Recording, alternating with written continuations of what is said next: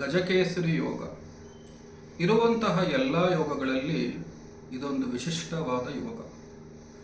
ಈ ಯೋಗ ಇರುವಂಥ ಜಾತಕರು ಅತಿ ಬುದ್ಧಿವಂತರಾಗಿರ್ತಾರೆ, ಸಮೃದ್ಧಿಯಾಗಿರ್ತಾರೆ, ಸಂಪದ್ಭರಿತವಾಗಿರ್ತಾರೆ, ಅಧಿಕಾರದಲ್ಲಿರ್ತಾರೆ, ನೇಮ್, ಫೇಮ್ ಮತ್ತು ಎಲ್ಲ ರೀತಿಯಾದ ಅನುಕೂಲಗಳು ಈ ಜಾತಕದವ್ರಿಗಿರುತ್ತೆ. ಈ ಯೋಗ ಜಾತಕದಲ್ಲಿ ಗುರು ಮತ್ತು ಚಂದ್ರ ಇಬ್ಬರ ಪರಸ್ಪರ ಪ್ಲೇಸ್ಮೆಂಟ್ ಮೇಲೆ ಅವಲಂಬಿತರಾಗಿರುತ್ತೆ. ಅಂದರೆ ಒಬ್ಬರ ಜಾತಕದಲ್ಲಿ ಗುರು ಮತ್ತು ಚಂದ್ರ ಗ್ರಹಗಳು 1, 4, 7, 10 ಅಂದರೆ ಕೇಂದ್ರ ಸ್ಥಾನದಲ್ಲಿ ಸ್ಥಿತರಾಗಿರಬೇಕು. ಗುರು ಮತ್ತು ಚಂದ್ರ, ಅಥವಾ ಗುರು ಮತ್ತು ಚಂದ್ರ 5, 9 ಇದರಲ್ಲಿ ಪ್ಲೇಸ್ಮೆಂಟ್ ಆಗಿರಬೇಕು.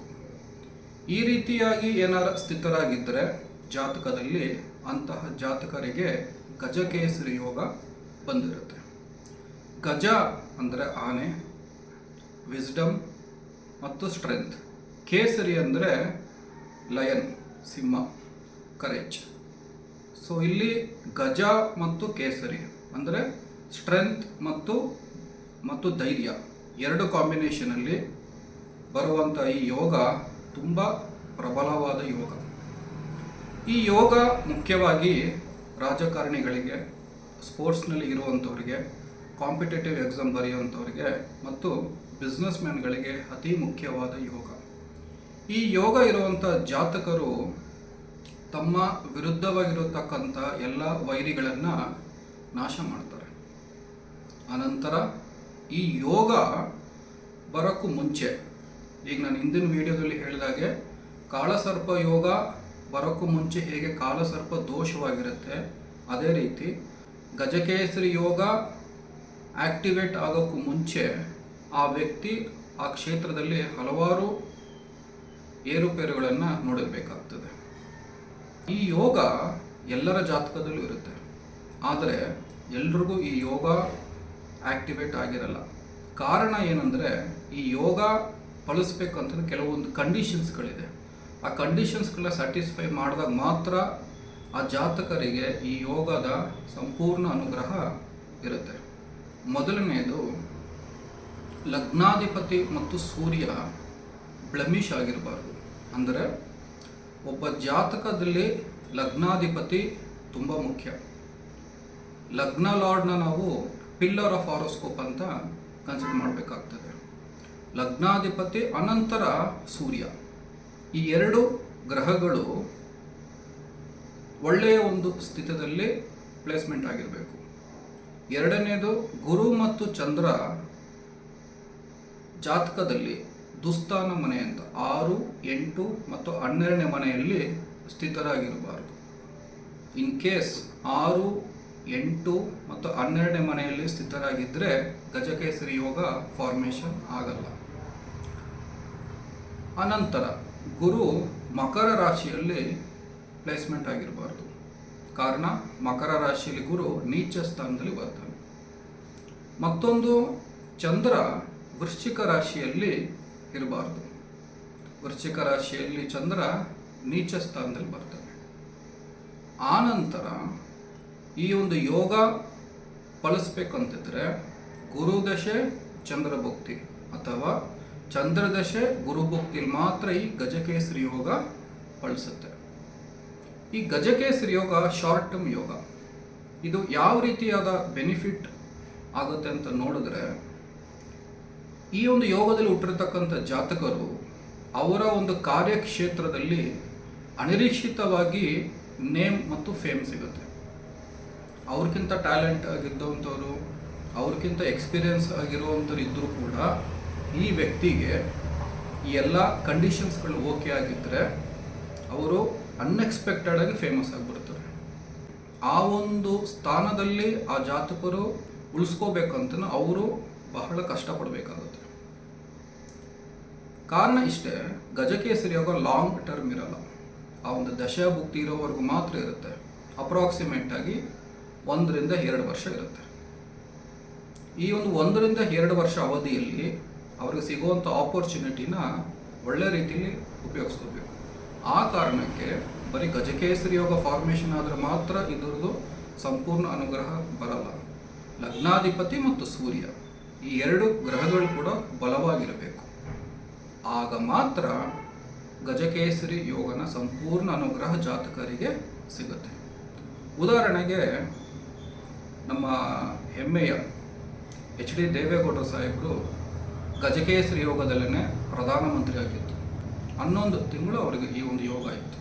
ಹೀಗೆ ಯಾರ್ಯಾರು ಅವರ ಕ್ಷೇತ್ರದಲ್ಲಿ ಇರ್ತಾರೆ ಅಂಥವರು ಆ ಕ್ಷೇತ್ರದಲ್ಲಿ ಉನ್ನತವಾದ ಸ್ಥಾನಕ್ಕೆ ಹೋಗ್ತಾರೆ. ಇದು ಗಜಕೇಸರಿ ಒಂದು ಎಫೆಕ್ಟ್.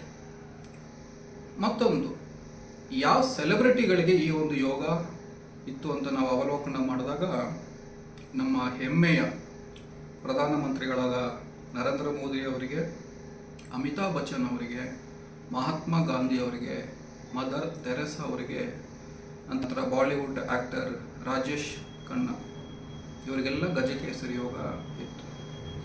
ಯಾರ ಜಾತಕದಲ್ಲಿ ಗಜಕೇಸರಿ ಯೋಗ ಇರುತ್ತೆ ಅವರು ಒಂದು ವಿಷಯನ ಜ್ಞಾಪಕ ಇಟ್ಕೋಬೇಕು. ಆ ಒಂದು ಯೋಗ ಆಕ್ಟಿವೇಟ್ ಆಗೋಕ್ಕೂ ಮುಂಚೆ ಅವರು ಆ ಕ್ಷೇತ್ರದಲ್ಲಿ ಹಲವಾರು ಸವಾಲುಗಳನ್ನು ಎದುರಿಸಬೇಕು. ಆಗ ಮಾತ್ರ ಈ ಯೋಗದ ಸಂಪೂರ್ಣ ಅನುಗ್ರಹ ಅವರಿಗೆ ಅನುಗ್ರಹ ಆಗುತ್ತೆ. ಅನಂತರ ಬೃಹತ್ ಪರಾಶರ ಹೋರಶಾಸ್ತ್ರದಲ್ಲಿ ಯೋಗದ ಬಗ್ಗೆ ಸವಿವರವಾದ ವಿವರಣೆನ ನೀಡಿದ್ದಾರೆ. This yoga is formed when Guru is positioned in a Kendra Sthana from the Lagna or from the moon and be aspected by another benefic, is not debilitated, combust and inimical sign. ಅಂದರೆ ಪರಾಶರರು ಏನು ಹೇಳ್ತಾರೆ ಅಂತಾರೆ, ಗಜಕೇಸರಿ ಯೋಗ formation ಆಗಬೇಕು ಅಂತಿದ್ರೆ ಒಬ್ಬರ ಜಾತಕದಲ್ಲಿ ಗುರು ಗ್ರಹ ಲಗ್ನದಿಂದ ಅಥವಾ ಚಂದ್ರನಿಂದ ಕೇಂದ್ರ ಸ್ಥಾನದಲ್ಲಿ ಸ್ಥಿತರಾಗಿದ್ದು ಆ ಗುರು ಯಾವ ಕಾರಣಕ್ಕೂ ನೀಚನಾಗಿರಬಾರ್ದು, ಅಂದರೆ ಮಕರ ರಾಶಿಯಲ್ಲಿ ಸ್ಥಿತರಾಗಿರಬಾರ್ದು. ಅನಂತರ ಬೇರೆ ಮೆಲಿಫಿಕ್ ಪ್ಲಾನೆಟ್ಸ್ ಅಂತಂದರೆ ರಾಹು, ಶನಿ, ಅನಂತರ ಕುಜ, ನಂತರ ಕೇತು, ಈ ಮೆಲಿಫಿಕ್ ಪ್ಲಾನೆಟ್ಸ್ಗಳು ದೃಷ್ಟಿ ಇರಬಾರ್ದು. ಅದರ ಜೊತೆಗೆ ಗುರು ಗ್ರಹ ವೈರತ್ವ ಇರುವಂತಹ ರಾಶಿಯಲ್ಲಿ ಸ್ಥಿತರಾಗಿರಬಾರ್ದು. ಗುರುಗೆ ಯಾವ ಗ್ರಹಗಳು ಎನಿಮೀಸ್ ಅಂತಂದರೆ ರಾಹು, ಬುಧ, ಶುಕ್ರ, ಈ ಒಂದು 3 ಗ್ರಹಗಳ ಜೊತೆ ಸಂಯುಕ್ತ ಆಗಿರಬಾರ್ದು. ಇಷ್ಟು ಕಂಡೀಷನ್ಸ್ಗಳನ್ನ ಫಾಲೋ ಮಾಡಿದ್ರೆ ಗಜಕೇಸರಿ ಯೋಗ ಬರುತ್ತೆ ಅಂತ ಬೃಹತ್ ಪರಾಶರ ಹೋರಶಾಸ್ತ್ರರು ಹೇಳ್ತಾರೆ. ಅನಂತರ ಜಾತಕ ಪಾರಿಜಾತದಲ್ಲಿ ಈ ಯೋಗ ಬಗ್ಗೆ ವಿವರಣೆ ನೀಡಿದ್ದಾರೆ. This yoga is formed when Guru is positioned in the Kendra Sthana from the moon, and also moon should not be combust, weak and aspected by the Shukra and the Buddha. ಜಾತಕ ಪಾರಿಜಾತದಲ್ಲಿ ಚಂದ್ರನಿಗೆ ಬಹಳ ಮುಖ್ಯವಾದ ಸ್ಥಾನ ನೀಡಿದ್ದಾರೆ. ಅವರ ಪ್ರಕಾರ ಗಜಕೇಸರಿ ಯೋಗ form ಆಗೋದು ಗುರು ಚಂದ್ರನಿಂದ ಕೇಂದ್ರ ಸ್ಥಾನದಲ್ಲಿ ಸ್ಥಿತರಾಗಿರಬೇಕು, ನಂಬರ್ 1. ನಂಬರ್ 2, ಗುರು ಕಂಬಸ್ಟ್ ಆಗಿರಬಾರ್ದು. ಕಂಬಸ್ಟ್ ಅಂತಂದರೆ ಯಾವುದೇ ಕಾರಣಕ್ಕೂ ಕೂಡ ಸೂರ್ಯನಿಂದ 1 ಡಿಗ್ರಿಗಿಂತ ಕಮ್ಮಿಯಾಗಿ ಸಂಯುಕ್ತ ಆಗಿರಬಾರ್ದು. ಆನಂತರ ಚಂದ್ರನೂ ಕೂಡ ಕಂಬಸ್ಟ್ ಆಗಿರಬಾರ್ದು, ವೀಕ್ ಆಗಿರಬಾರ್ದು. ಅಂದರೆ ವೃಶ್ಚಿಕ ರಾಶಿಯಲ್ಲಿ ಚಂದ್ರ ವೀಕ್ ಆಗ್ತಾನೆ, ಅಲ್ಲಿ ಪ್ಲೇಸ್ಮೆಂಟ್ ಆಗಿರಬಾರ್ದು. ಈ ಕಂಡೀಷನ್ಸ್ಗಳನ್ನ ಫಾಲೋ ಮಾಡಿದ್ರೆ ಗಜಕೇಸರಿ ಯೋಗ ಬರುತ್ತೆ ಅಂತ ಜಾತಕ ಪಾರಿಜಾತದಲ್ಲಿ ವಿವರಣೆ ನೀಡುತ್ತಾರೆ. ಅನಂತರ ಫಲದೀಪಿಕಾ ಪುಸ್ತಕದಲ್ಲಿ ಈ ಒಂದು ಯೋಗದ ಬಗ್ಗೆ ವಿವರಣೆ ಹೇಳಿದ್ದಾರೆ. Kesari yoga is formed when the guru is in a kendra position to the moon, the native will destroys enemies like a lion. ಇಲ್ಲಿ ಅವರು ಗಜಕೇಸರಿ ಅಂತ ಹೇಳಿಲ್ಲ, ಬರೀ ಕೇಸರಿ ಯೋಗ ಅಂತ ಹೇಳ್ತಾರೆ ಫಲದೀಪಿಕಾ ಪುಸ್ತಕದಲ್ಲಿ. ಕೇಸರಿ ಅಂತಂದರೆ ಲಯನ್, ಸಿಂಹ. ಗುರು ಕೇಂದ್ರದಲ್ಲಿ ಅಂದರೆ ಚಂದ್ರನಿಂದ ಕೇಂದ್ರ ಸ್ಥಾನದಲ್ಲಿ 1, 4, 7 ಮತ್ತು 10ರಲ್ಲಿ ಸ್ಥಿತರಾಗಿದ್ದರೆ ಅಂತಹ ವ್ಯಕ್ತಿಗಳು ಅವರ ವೈರಿಗಳನ್ನು ಸಿಂಹದ ರೀತಿ ಅವರ ನಾಶ ಮಾಡ್ತಾರೆ, ಇವರು ಓವರ್ಕಮ್ ಮಾಡ್ತಾರೆ ಅನ್ನೋದನ್ನ ಒಂದು ವಿವರಣೆ ಫಲದೀಪಿಕದಲ್ಲಿ ಪುಸ್ತಕದಲ್ಲಿದೆ. ಸೊ ಹೀಗೆ ಬೃಹತ್ ಪರಾಶರ ಹೋರಶಾಸ್ತ್ರ, ಜಾತಕ ಪಾರಿಜಾತ, ನಂತರ ಫಲದೀಪಿಕದಲ್ಲಿ ಬೇರೆ ಬೇರೆ ಬೇರೆ ಬೇರೆ ಒಂದು ದೃಷ್ಟಿಕೋನದಲ್ಲಿ ಗಜಕೇಸರಿಯ ಬಗ್ಗೆ ವಿವರಣೆ ನೀಡಿದ್ದಾರೆ. ಒಟ್ಟಾರೆಯಾಗಿ ನಾವು ತಿಳ್ಕೋಬೇಕಾಗಿದೆ ಏನಂದರೆ, ಗಜಕೇಸರಿ ಇರುವಂತಹ ಎಲ್ಲ ಯೋಗಗಳಲ್ಲೂ ವಿಶಿಷ್ಟವಾದ ಯೋಗ ನಂಬರ್ 1. ನಂಬರ್ 2, ಗಜಕೇಸರಿಯಲ್ಲಿ ಹುಟ್ಟಿರತಕ್ಕಂತಹ ವ್ಯಕ್ತಿ ಅವರ ಕ್ಷೇತ್ರದಲ್ಲಿ ಮಾತ್ರ ಉನ್ನತವಾದ ಸ್ಥಾನಕ್ಕೆ ಹೋಗ್ತಾರೆ. ಅದು ಗುರುದಶೆ ಚಂದ್ರಭುಕ್ತಿ ಇದ್ದಾಗ ಅಥವಾ ಚಂದ್ರದಶೆ ಗುರುಭುಕ್ತಿಲಿದ್ದಾಗ ಮಾತ್ರ ಈ ಯೋಗ ಆಕ್ಟಿವೇಟ್ ಆಗುತ್ತೆ. ಯಾಕಂತಂದರೆ ಕೆಲವು ಜಾತಕದಲ್ಲಿ ಈ ಒಂದು ಯೋಗ ಬರೋದೇ ಇಲ್ಲ. ಗುರುದಶೆ 16 ವರ್ಷ ಇರುತ್ತೆ, ಚಂದ್ರದಶೆ 10 ವರ್ಷ ಇರುತ್ತೆ. ಬೇರೆ ಎಲ್ಲ ದಶೆಗಳಿದ್ದು ಈ ಒಂದು ದಶೆಗಳು ಅವರ ತುಂಬ ಲೇಟಾಗಿ ಏನಾರ ಬಂದಾಗ ಅವಾಗ ಅವ್ರು ಫೇಮಸ್ ಆಗ್ಬೋದು.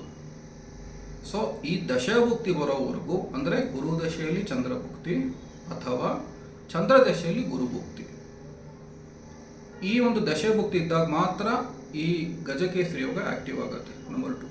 ನಂಬರ್ 3, ಈ ಯೋಗ ಇರುವಂಥ ಜಾತಕರು ಈ ಯೋಗ ಆಕ್ಟಿವೇಟ್ ಆಗೋಕ್ಕಿಂತ ಮುಂಚೆ ಅವರ ಕ್ಷೇತ್ರದಲ್ಲಿ ಹಲವಾರು ಸವಾಲುಗಳನ್ನು ಅವರು ಎದುರಿಸಿರಬೇಕು. ನಂಬರ್ 4, ಈ ಯೋಗ ಶಾರ್ಟ್ ಟರ್ಮ್, ಇದು ದೀರ್ಘಾವಧಿಗೆ ಈ ಯೋಗ ಇರಲ್ಲ.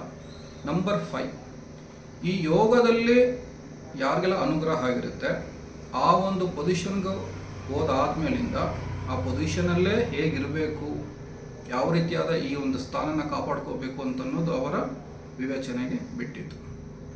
ಒಟ್ಟಾರೆಯಾಗಿ ನಾವು ಕನ್ಕ್ಲೂಷನ್ ಬರೋದಾದರೆ, ಒಬ್ಬರ ಜಾತಕದಲ್ಲಿ ಹಲವಾರು ಯೋಗಗಳಿರುತ್ತೆ.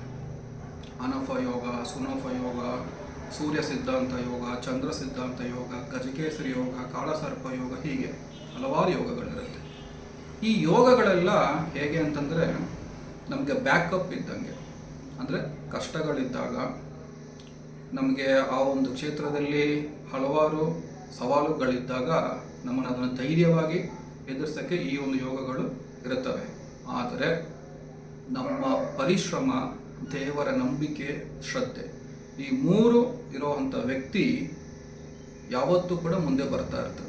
ಬರೀ ಯೋಗ ಇದೆ ಅಂತ ಅಂದ್ಬಿಟ್ಟು ನಾವು ಸುಮ್ಮನೆ ಕೂತ್ಕೊಳ್ಳೋದ್ರಲ್ಲಿ ಏನೂ ಅರ್ಥ ಇಲ್ಲ. ಕಷ್ಟಪಟ್ಟು ದುಡಿಬೇಕು, ಪರಿಶ್ರಮ ಮಾಡಬೇಕು, ದೇವ್ರನ್ನ ನಂಬಬೇಕು. ಈ ಒಂದು 3 ವಿಷಯ ಯಾರು ಮಾಡ್ತಾರೆ ಅವರ ಜಾತಕದಲ್ಲಿ ಯೋಗ ಇಲ್ಲ ಅಂತಂದ್ರೂ ಕೂಡ ಯೋಗ ತಾನಾಗೆ ಬರುತ್ತೆ. ಸೊ ಇಷ್ಟು ಹೇಳಿ ಗಜಕೇಸರಿಯ ಬಗ್ಗೆ ಒಂದಷ್ಟು ಮಾಹಿತಿಗಳನ್ನ ಹಂಚ್ಕೊಂಡಿದ್ದೀನಿ. ಜೈ ಶ್ರೀರಾಮ್, ಜೈ ಭುವನೇಶ್ವರ್.